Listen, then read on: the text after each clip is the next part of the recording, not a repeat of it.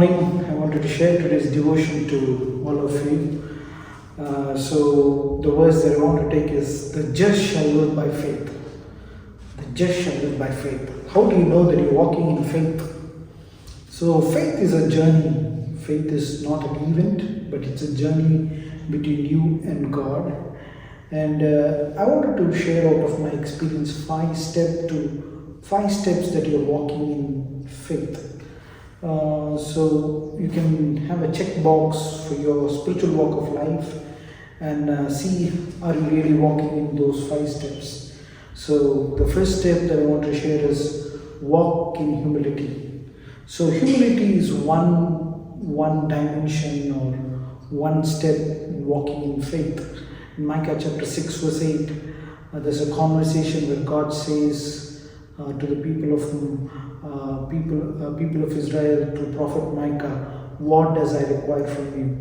Walk humbly before God." What do you mean by humble before God?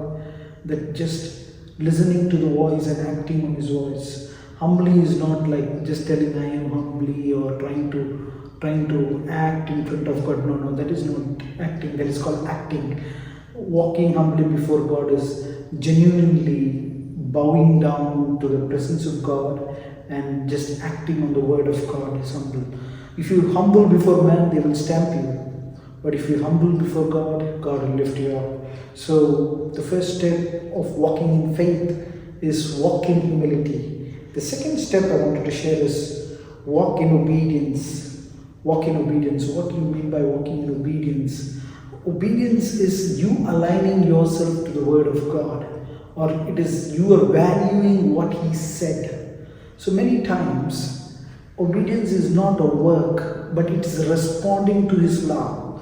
So when He says something and you're just responding to that and walking in His step, that means you're aligning to His design that God has prepared for you. God has a purpose and a design for you, that when you obey, you're acting on that purposes that God has prepared for you. The third one is walk in morality. In Psalms chapter 1 verse 1, He says, "Blessed is a man who does not walk, stand in the way of sinners, or sit in the seat of mockers." 3. Walk, sit, stand. And it says, "Blessed is the man who does not walk in the counsel of the wicked." Don't walk in the counsel of the people who say ungodly things. Or stand in the way of sinners, or sit in the seat of mockery. Mockery and speaking ill about others and putting the image of the people down is one of the dangerous tool of the devil. And if you really want to walk in the moral life of moral values of God, you need to value each other, honor each other. See, when you honor one another, you're honoring what God has kept in His life.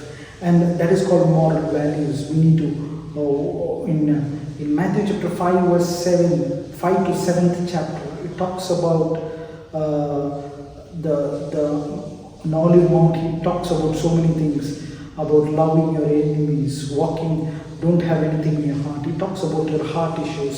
He talks about the inner heart issues where nobody can see that. And God is addressing to those issues and saying that when your heart is aligned correctly, when your moral values will be right in front of God. And that means through your moral values you can walk in holiness. What do you mean by holiness? Holiness is walking differently from this worldly structure. Walking in God's divine principles or values. And the fourth one is walking in God's purpose. Ephesians chapter 2 verse 10, it says like, you are prepared, God has saved you to do good works. And we always think good works is something that we can attain. No, there's a difference between works and good works. Works is what you work hard so that you will gain. But when you say good works is doing things out of unconditional heart. And God has saved you so that you are supposed to do good works. I mean, in a spiritual walk of life, we have to be helping people with all of our heart, with unconditional love.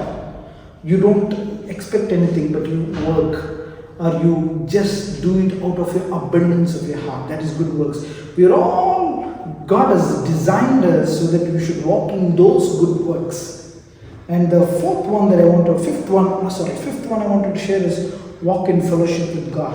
I mean, it's always good to have fellowship. Fellowship is a key so that you can be fruitful. Many of us, if the plant doesn't have root and it is stuck to the soil, it doesn't be fruitful. If you don't have a right fellowship, I think you can't be fruitful. You can't walk in faith. See, in the fellowship there is cleansing. In the fellowship there is edification. In fellowship there is love. In fellowship there is an encouragement that God gives you. These are the 5 steps that in my personal walk of life I just found it. So how I walk in faith and how that leads to holiness. 5 things. First, walk in humility, walking in obedience, walk in morality, walk in God's purpose, walk in fellowship. God bless each and everyone. Have a great day. Thank you.